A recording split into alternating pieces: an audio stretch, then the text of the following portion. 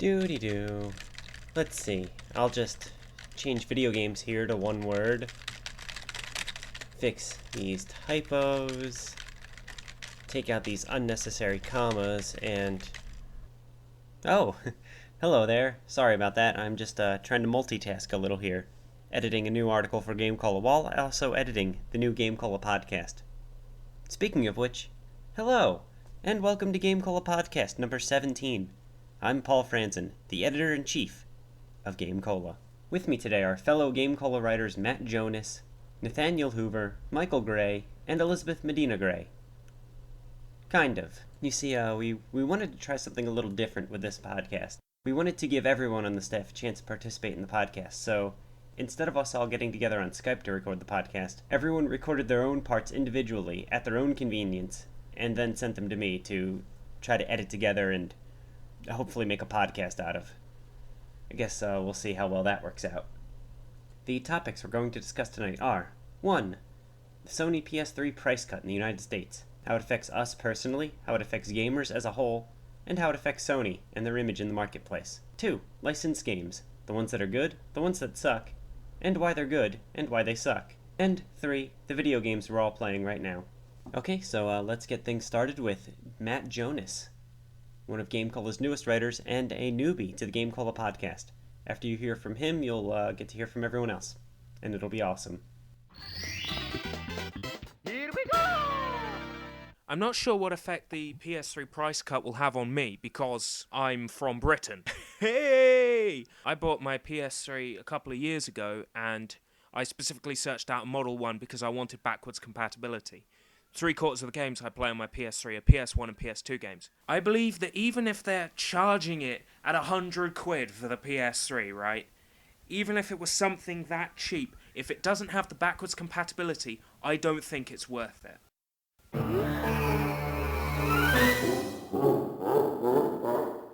Nathaniel Hoover speaking, and as a retro gamer and Nintendo and PC only kind of a guy, PS3 price cut? There's not really anything useful that I can contribute here. Yay? Hello everybody, my name is Michael Gray. I write the 10 Reasons for GameCola. Before I get started, I'd just like to make a rebuttal to Paul Franzen's statements. Now, to be sure, I haven't actually heard what Paul Franzen has to say on the topic, but I have a pretty good idea as to what Paul Franzen would say, so I'd like to offer my rebuttal now. Paul, you are 100% wrong. Super Paper Mario is not a good game. It's a horrible game. In fact, it's probably one of the worst RPGs I've played all year. First of all, I don't even think it counts as an RPG. You know why? It has no plot. They took away the plot and replaced it with platforming. I'm not saying that platforming is bad. I'm saying that if you take away the plot of an RPG, really, what do you have left to make it an RPG? The only thing you have left are the battles. Well, you know what? They took away the battles too and replaced them with platforming.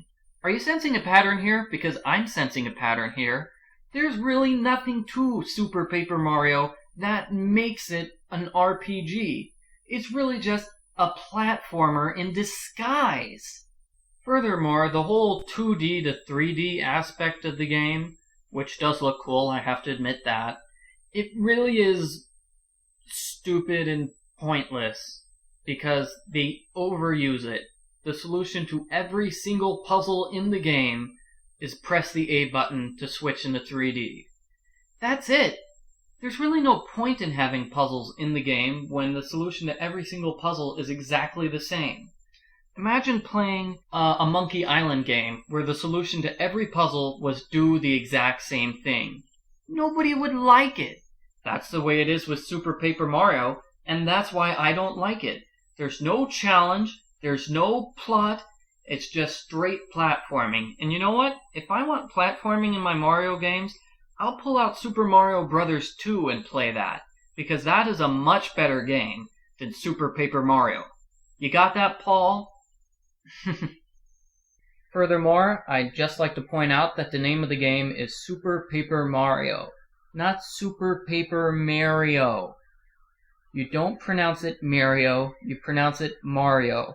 The rules of English grammar and syntax state that if a foreign word appears multiple times, you have to pronounce it as if it is an English word. You do not pronounce it the way it is pronounced in the original language. To give you an example, take Julius Caesar. You don't pronounce it the way it's pronounced in the original Latin. You don't say Julius Caesar. You pretend it's an English word because it appears multiple times, so you pronounce it Julius Caesar. Let me give you another example, Paul. Let's pick a Swedish name this time. Let me see, what's a good Swedish name? Hey, I know. What about the Swedish name Fransen? Would you pronounce it Fransen in English, Paul? No, you wouldn't. You would pronounce it Franzen. Yes, that's right, Paul. You would pronounce it Franzen. You would pronounce it like an English word, not like in the original language. If you do that for Franzen, why don't you do that for Mario, Paul? You should pronounce it like English. Mario, Julius Caesar, and Franzen. Quod est demonstrandum, Paul. As for the PS3 price cut, the price has dropped from $500 to $300, and my feelings on the situation is that the price is now lower than it was before. It's me, Mario! Hello everyone, this is Paul Franzen, the editor-in-chief of GameCola. This is Elizabeth Medina Gray. I do test game .exe making the adventure. And we are baking cookies, actually. We're baking some cookies to bring to my parents' house this weekend. But more importantly, we are casting pods, the GameCola podcast. And we're here to talk about, first topic is the recent price drop for the PlayStation 3. Lizzo, are you pro or against the price drop? I think cheaper things are usually better when things are cheaper. I think the price is, it's down to $300 now. That's still too much. Yeah, that's what I was going to ask about, you know, if you thought that was a reasonable price. I guess not. Nope, too much. Yeah, I guess coming from Sony, that seems a little weird because, I mean, how much did the PS2 cost when it came out? Don't ask. I want to say it costed about like half of what the PS3 cost when it came out. I don't think costed is a word. Costed? Costed. I don't know. I think the $300 price point is at least more reasonable. I think people will be a lot more willing to pay that than they were to pay whatever, like what, $500, $600 it cost when the system came out originally. I think that because the PS3 came out at that price originally, a lot of gamers have had kind of an animosity towards Sony because of that. Because they... Okay, just dropping things. Because they priced their system at what is kind of undeniably an unreasonable price for a video game system. So I'm kind of curious now to see if people start feeling less animosity towards Sony, if Sony's able to win gamers back by having a more reasonable price now. And I'm wondering, do you think that'll be the case? Sure. For those of you playing along at home, we are making pumpkin chocolate chip cookies. And I am combining 1 cup of white sugar with 1 cup of pumpkin and half a cup of vegetable oil and an egg. And a teaspoon of vanilla. Tablespoon of vanilla. Continue!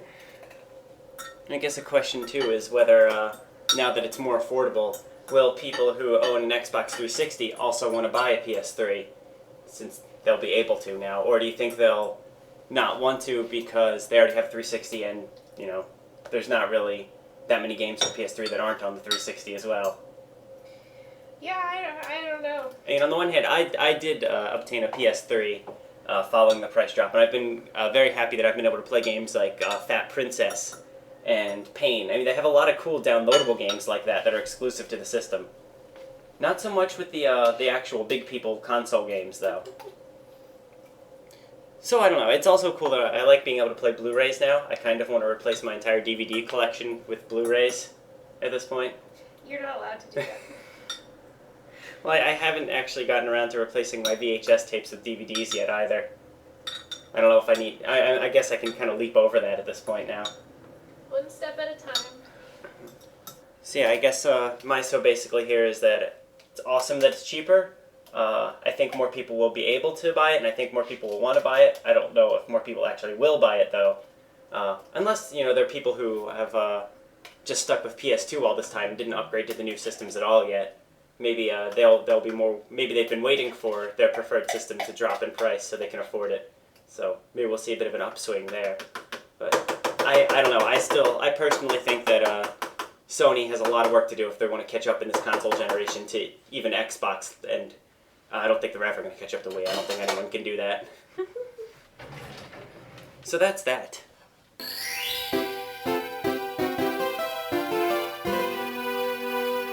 Okay, let's get rid of that joke. It's not really that funny, and, I wonder if I can insert a link to one of my own articles in here. That'd be pretty awesome. And, haha! Looks like it's time for the next segment of this podcast. Here's Matt Jonas to start us off with talking about licensed/franchise games, the good, the bad, and why.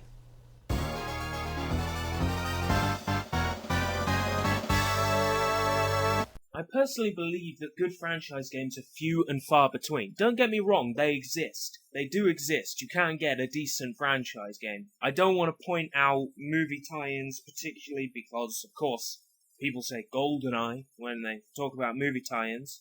But when it comes to franchises, once video games become franchises, they don't really do that well anymore. I mean, look at Guitar Hero. You've got Guitar Hero Van Halen. There'll probably be Guitar Hero Lighthouse Family by the end of next year.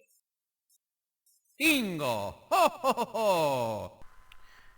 Hey, it's Nathaniel again, and there's 3 factors that I see that make a franchise game a good one or a bad one. And the first of these factors is whether or not the game itself is any good. It doesn't matter what license you have, how cool it is. If your game is no fun to play, it's not going to be fun to play. Buh! Okay, so maybe that's a no-brainer and doesn't even warrant a mention, but it's true. A license alone does not a good game make. Then you've got the issue of what you're basing your game on, what franchise or what license you're using. Take, for example, Star Wars versus Star Trek. If you look at the Star Wars video games, they're way better than most of the Star Trek video games. It doesn't matter if you like Star Wars or Star Trek better, or if you hate both of them. The Star Wars games are way stronger than the Star Trek ones. And a lot of that has to do with the source material, because if you look at the Star Wars universe, there's a lot of cool stuff that really lends itself to a video game. You have lightsabers, and you have blasters, and you've got spaceships flying around, and you've got pod racers, and all sorts of neato things in the Force, which just looks really cool when it's in use. These things are great for a video game, and people have made the most of these different elements. Star Trek, on the other hand, is a lot more thinky, a lot more talky than Star Wars is. There are certainly action sequences, there are certainly really cool things that happen, and some games, such as Star Trek Voyager Elite Force and the sequel, and as well as Starfleet Command. I'm rather partial to Starfleet Command 3 myself, but those are just 2 of the few games that, at least in my opinion, were any good out of the licensed Star Trek games. And those were ones that really emphasized the action parts, the parts of Star Trek that really translated well into the video game realm.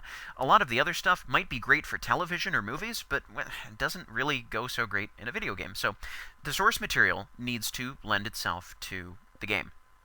So that's the second factor. The third factor is very closely related in my mind, and that's whether or not the developers use the license to its fullest extent. A perfect example of this is Rockman Battle and Chase, aka Mega Man Battle and Chase, which nobody would have ever heard of if it wouldn't have been included as an unlockable extra in the Mega Man X collection.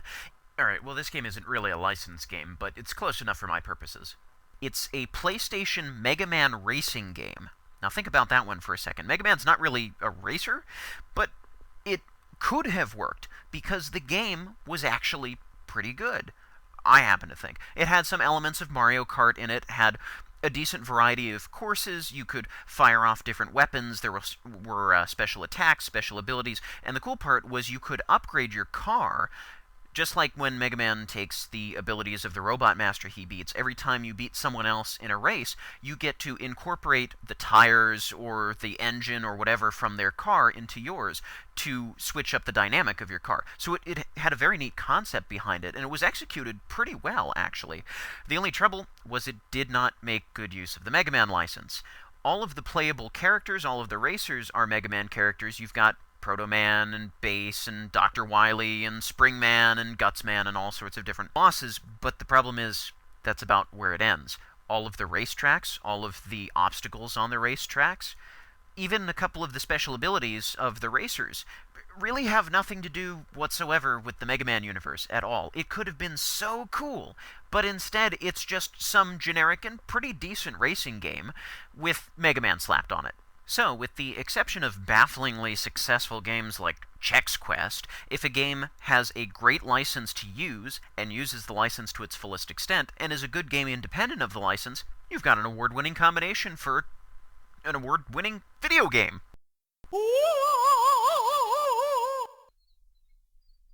Hello everybody, this is Michael Gray, author of Carbonated News, speaking. Before I start talking about licensed games, I'd just like to respond to what Nathaniel Hoover has already said on the subject. Nathaniel, it was not a duck, it was a rhinoceros. Do you hear me? A rhinoceros. Just wanted to clear that up. Okay, so now on to licensed games. I was talking with my friend Marianne the other day, and she said that the best-selling games always depend on previous success in their particular series. That's why when a new Mario game comes out, it sells a lot of copies because people have played the other Mario games. That's why when a new BioShock game comes out, say BioShock 2, you know it's going to sell a lot of copies because people bought a lot of copies of the earlier BioShock games. And you know what that means? That means they're basically licensed games. People are buying those games because of the license. When a new Monkey Island game came out recently, I hadn't played Monkey Island, so I say, what's so great about Monkey Island? And all the people respond, well, we're getting this game because it's Monkey Island, that's why. And I'm like, no, why do you want to get this game? Have you played it? Do you know it's good? And they're like, we're getting it because it's Monkey Island. And I realized they're just buying the Monkey Island game because of the Monkey Island license. They have no proof whatsoever that the game is going to be good. They're just buying it on faith because they enjoy the license.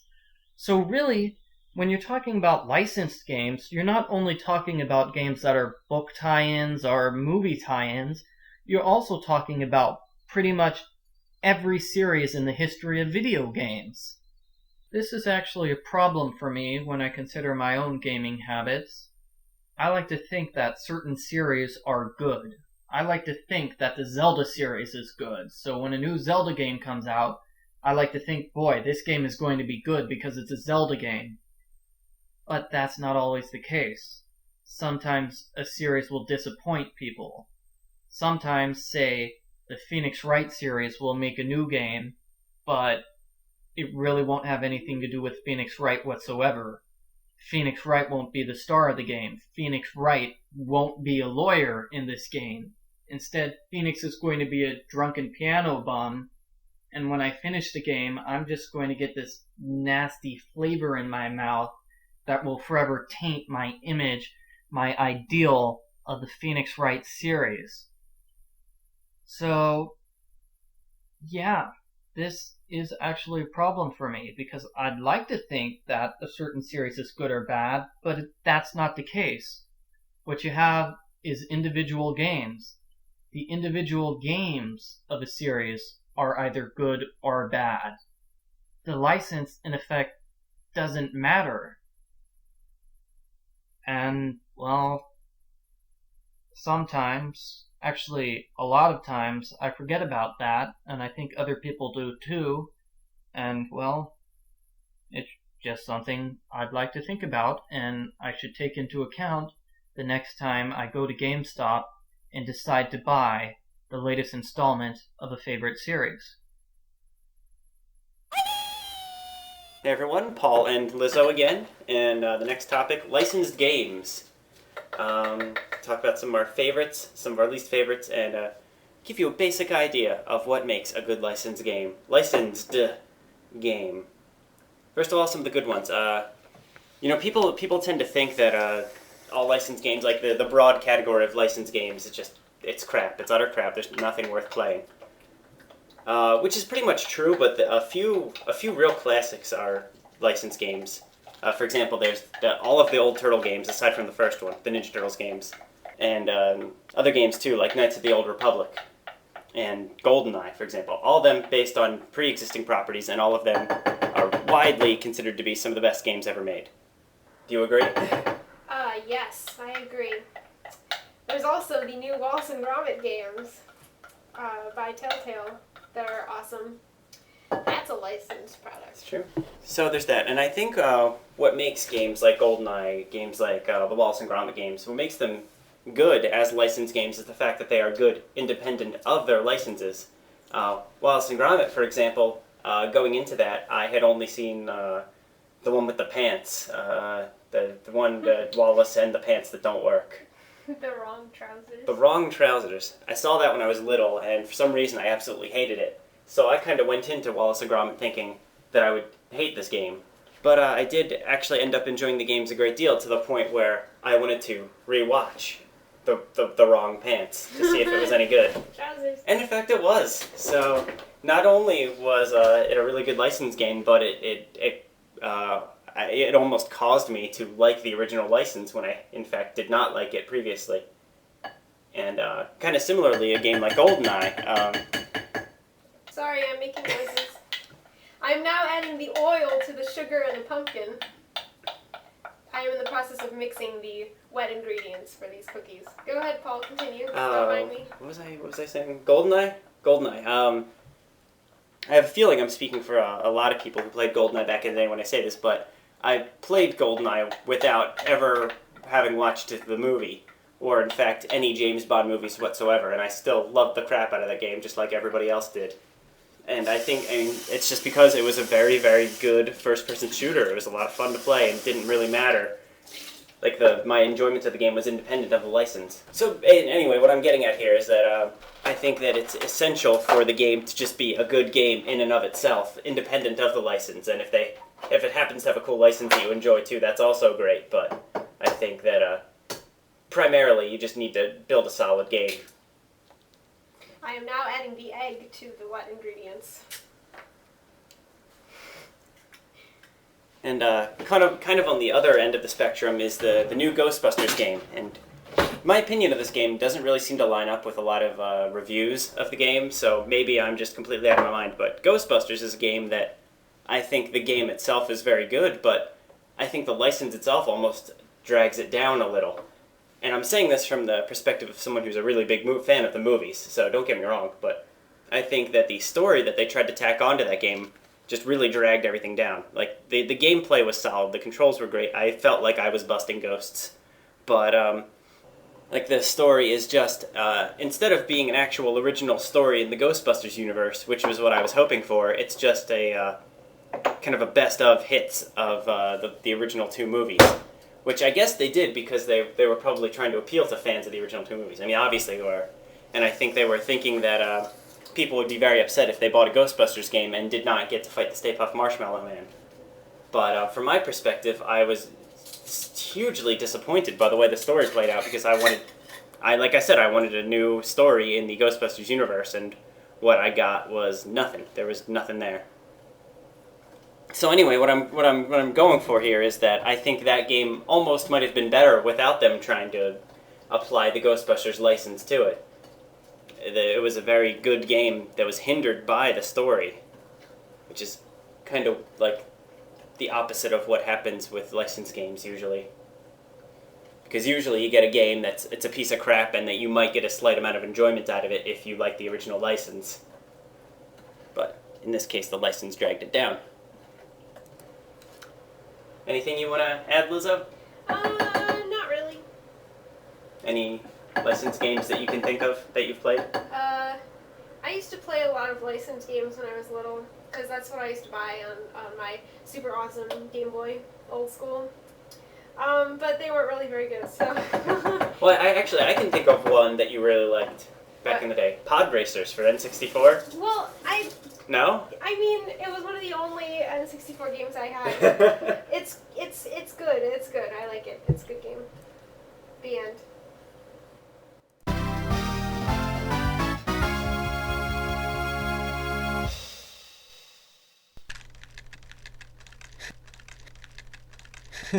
Oh man, that was a pretty good joke. Better edit that one out. Don't want to make myself look bad in comparison. What else? Wow, a 10 out of 10? Really? There is no way this game deserves a 10 out of 10. Let's just change that to... 7. Much better. 7 is still well above average after all. Oh, hey, podcast. What's up? Okay, last topic now, guys. The games we're all playing right now. Besides, that is, the ones we're playing with your heart. Here's Matt Jonas to start us off. You're asking for Matt Jonas's views on the games he's played recently? Okay, here goes. I've been playing the Wii version of Dead Rising. It's alright. It's sort of like a weird version of Dead Rising meets Resident Evil 4 because it's by the Wii Resident Evil 4 team, so it plays a lot like Resident Evil 4 than like Dead Rising. Then I've also been playing Oendan, Osutatake Oendan, and Elite Beat Agents. Loving that series so much. I've also been playing Dead or Alive Extreme 2, not for any particular reasons, like they're wearing swimsuits. It's not about that, it's because it's a game that I've always wanted to play. Yeah, that's my excuse. Oh, it's Nathaniel's turn again. That's me, by the way. I've been playing a bunch of games lately, and, actually, it'd probably be more accurate to say that I have a lot of games going right now, but I'm not really actively playing most of them. I haven't been spending a lot of time with video games recently, so I pretty much am playing the same games that I have been playing for a while now, with just a little bit of variation. There's two big reasons for this, aside from the fact that I haven't been playing a lot. Number one, most of the games I'm playing are RPGs, and RPGs kind of take a long time to beat. The other problem is that, as has been the case with a lot of the games I've played in the past year or so, some of the stuff I've been playing has been mediocre or just downright bad, and that's not an encouragement for me to play the game. And of course, by the time I determine that I don't really want to play the game through to the end, I'm far enough along that I might as well play to the end, because otherwise it'll be a total waste of time. At least that's how I see it. So, I've been playing 6 games right now. The RPGs are Final Fantasy VIII, Final Fantasy III, Tales of Symphonia, and Dragon Warrior 3. And I've actually been playing some licensed games. Aha! See how I tie it all back in together there? Sneaky. And they're both Star Wars games. For the N64, Star Wars Episode 1 Racer, and for the GameCube, Star Wars Rogue Squadron 3 Rebel Strike. And just to quickly go through all of these, Final Fantasy VIII I've been playing forever. I am not a big Final Fantasy fan.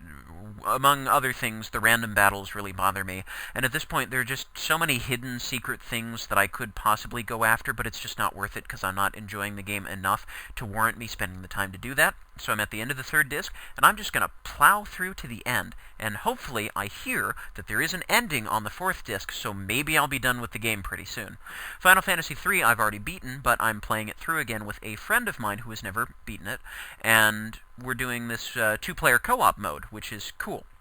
Tales of Symphonia is another co-op RPG. It's for the GameCube, and I've been playing it with my girlfriend forever.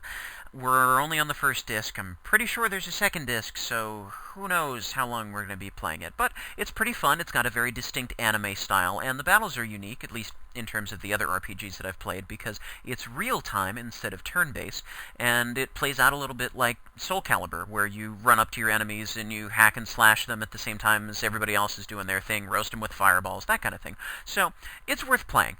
It's definitely fun, and I've been playing Dragon Warrior 3 for the Game Boy Color, so it's the remake, and in the remake, there's a bonus dungeon. Now, I've already beaten the game regularly, but to get into the bonus dungeon, I need to fight monsters endlessly until they randomly drop what are called monster medals, so little tokens of me having beaten them. And once I get enough bronze or silver or gold medals from all of the monsters in the game, including bosses, and that's another story altogether, then I will be able to progress through the bonus dungeon, because you need monster medals to unlock the different floors. This is something that I will be playing indefinitely. So, whenever I'm brain dead and just need a really relaxing, don't need to think about it gaming experience, Dragon Warrior 3 is where I go. Been playing 2 licensed games, Star Wars Rogue Squadron 3 Rebel Strike, which I'm really disappointed by. I loved Rogue Squadron 2. It was so fun to get behind or get in the cockpit of an X-Wing or the Millennium Falcon or a TIE Fighter and just blow stuff up.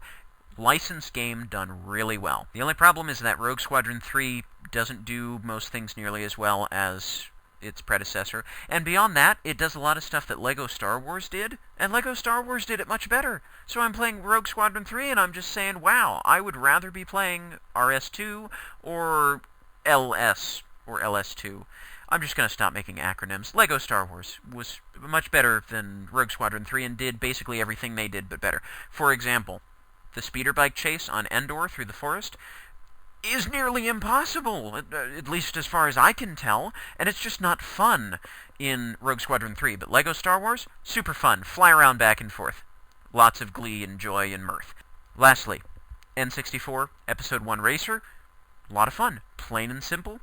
Easy to learn, difficult to master. It's the kind of game I like, and I haven't really gotten frustrated with it, which is kind of unusual because racing games aren't really my thing, and so I tend to get annoyed more easily at games that I really shouldn't be playing in the first place. So that comes recommended. That's one that you might want to check out if you're a racing fan or if you're a Star Wars fan. So I think that's just about everything. Blah blah blah, yakety schmackety blah blah, and I'm done. Hello everybody, my name is Michael Gray. I write Inside the Guide for GameCola. Inside the Guide is a column that focuses on my adventures while I write guides for GameFAQs.com. Well, what's going on for Inside the Guide world is that I am writing a walkthrough for Professor Layton and the Curious Village. I actually made a video walkthrough for the US version of the game, and right now I'm playing through the British version of the game. There are about 15 or so puzzles which are exclusive to the British version of the game. So, in the near future, I'm going to be making a video that shows the solution to these 15 exclusive puzzles that you only get if you're inside Europe. Pretty cool, huh? In addition to Professor Layton, I'm also making a video walkthrough for Phoenix Wright, Ace Attorney. I've been making this walkthrough for about 6 months now. It's a very long game. It's taken me a while, and I'm almost done. I'm about 2/3 of the way done with the final case of the game, so I hope to have it finished soon. You can watch the videos on the GameCola YouTube channel, which is gc.net, or just search for GameCola Phoenix Wright. You should be able to find it. And let me see. Those are the only games that I'm working on right now, Professor Layton and Phoenix Wright. Once that's done, I'm going to have to make a decision about what games I'll be playing next. I might be playing Professor Layton 2, doing a walkthrough for that if people are very interested in it. Of course, I might do Phoenix Wright 2 if people are interested in that. And I actually have a list of about 50 games that people have requested me to play, so I have absolutely no idea what games I'm going to be playing once I'm finished with the games I'm playing now. So wait until the next podcast when I talk about that to learn what I'm playing. Adios, everybody. Hello again, Paul and Lizzo, and we're on topic 3, games that we are playing right now. Lizzo, why don't you start? I'm playing A Boy and His Blob for the Wii, the new release that when did it come out? Just recently, Like right? a couple months ago, I think. A month ago, maybe. It's totally, completely awesome. I've never played the original. It's a remake, or actually, we're not sure. Yeah, it's based on. Yes, the original NES game. NES game. I've never played that before, but so I can't really make any comparisons. But this game is like so awesome, and there's so many different abilities that the blob has, and the animations are really wonderful, and there's a hug button, and it's amazing. So I'm playing that. What else? Oh yeah, Scribble Knots on the Nintendo DS, which is also amazing and incredibly innovative, and it's so much fun, and there's lots of room for creativity, and you basically, in case you've never heard of the game, you solve puzzles and complete levels by writing in names of objects that you want to appear in the world and that you think you can use to solve particular puzzles or do whatever the game wants you to do. And you can write like anything, and it'll make anything in the world. Basically, I've like not run into anything where I haven't been able to get it to make an item for me. So I've made like rock climbing walls and puppies and freeze rays. That's a good object. Time machine. Time machines, invisibility cloaks. Yeah, it's I highly recommend it. So those are the 2 games I'm playing now. And, Did I forget anything? Oh, well, I was just going to add that both of us have been playing the Tales of Monkey Island games lately. We just finished the 4th one a couple days ago, and I don't know, what I've been really enjoying here is how, and I'm reviewing all of the games. They'll probably all be posted when the new site goes up, if that ever happens. So I won't get into it too much, but what I've really enjoyed about the game is how Sorry, I'm now adding the flour. I'm doing the dry ingredients. So we've got 2 cups of white flour, 2 teaspoons of baking powder, 1 teaspoon of baking soda, 1 teaspoon of ground cinnamon, 1/4 teaspoon of allspice, and 1/4 teaspoon of nutmeg, and 1/2 teaspoon of salt. I'm mixing all those together. All right, go ahead, Paul. Well, I was just going to say, I want to see if you agree with this, that the Monkey Island games thus far have just been a fantastic series of co-op games. Sure. Would you agree with that assessment? Yeah, definitely. I mean, adventure games are always fun to play with someone else. I think that's true. Yeah. Because the gameplay isn't so much involved with, it doesn't really matter who's controlling it. That person doesn't necessarily have the majority of the fun, because the fun is figuring out the puzzles. And each person has an equal say in trying to figure out the answers to the puzzles. Yeah, and like listening to the dialogue and doing all those fun little things. So, yes, I agree. What I particularly like about playing these games with someone else there with you is I think having 2 brains working on these puzzles really limits the frustration factor that you often see in these games. You don't spend an hour trying to figure out the answer to some stupid puzzle because there's 2 people trying to figure it out, and maybe one of them just has a sudden brainwave and they figure it out, and you don't have to worry about it too much. And I've enjoyed that quite a bit. The plot has been crazy. Yeah, Intense. It actually We can't exists. say Like, there anything actually about is it. a story this time for a Monkey Island game. You don't see that too often. I don't think we should say anything more. No, but it's very plot twisty. Yes. I think I can say that without being too spoilerific. Yeah. And very surprising as a Monkey Island fan how intense this story of this game has been. Of course, you can't really talk about these games without talking about how they have pretty much the worst control scheme in the history of video games. Which I don't care about because I'm not the one controlling them. It's, oh god, I'm talking about the PC version. It's also on the Wii, and I'm guessing it's probably a little easier on the Wii, but we haven't been getting review copies for the Wii versions. So anyway, on the PC, to move the main character, Guybrush Threepwood, Mighty Pirate, you just click anywhere on the screen, and then you have to drag the cursor in the direction that you want Guybrush to go. And I mean, it doesn't sound that bad, but it just doesn't work. He just gets stuck in corners all the time. I have so much trouble wrangling him in the direction I want him to go. It's just so bizarre, and it's even more bizarre considering that they had a really, really solid point-and-click scheme developed. I mean, they had the engine there for the Sam & Max games.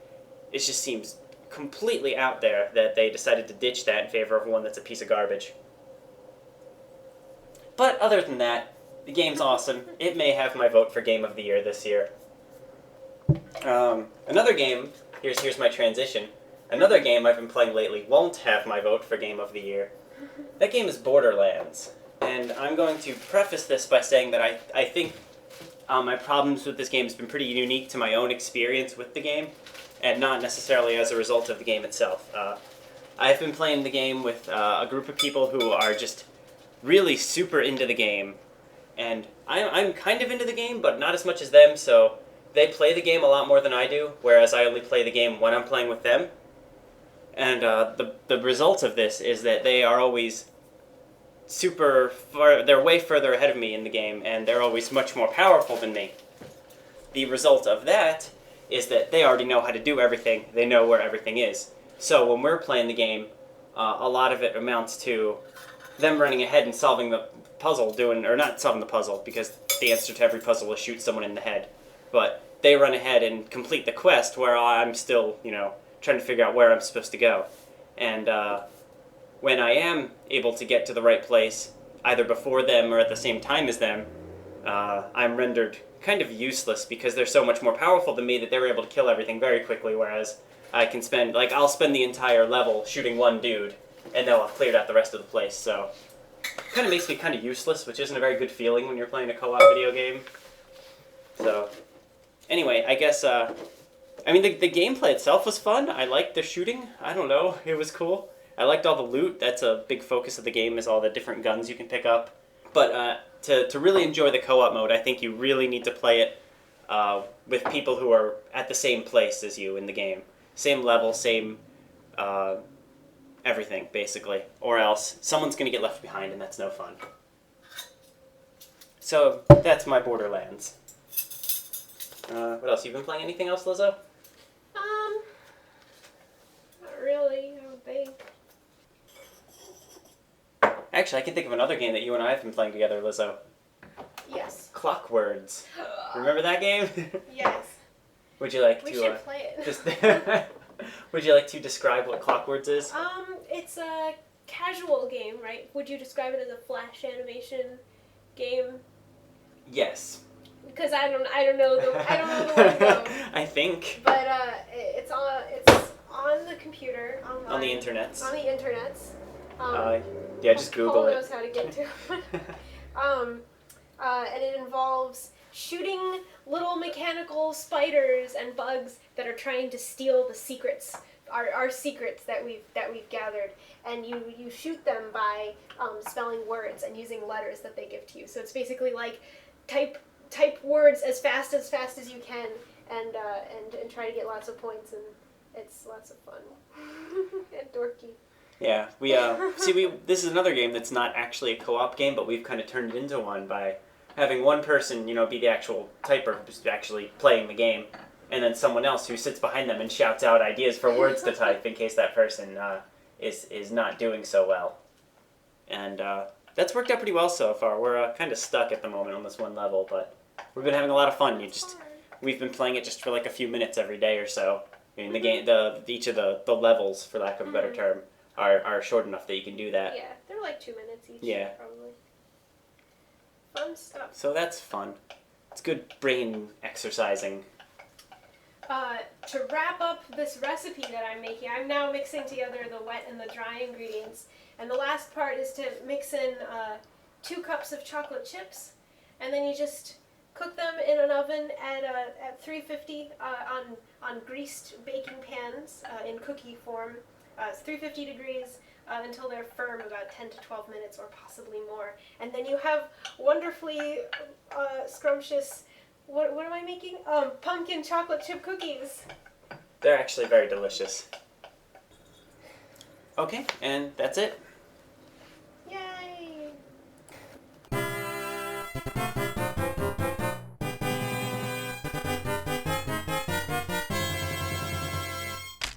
And done. Whew. I'm finished editing this review. And oh, check it out. The podcast is over too. What great timing. That's it for GameCola podcast number 17. This has been Paul Franzen, Matt Jonas, Nathaniel Hoover, Michael Gray, and Elizabeth Medina Gray. Stay tuned for the next podcast, when we'll be talking about video games. Bye.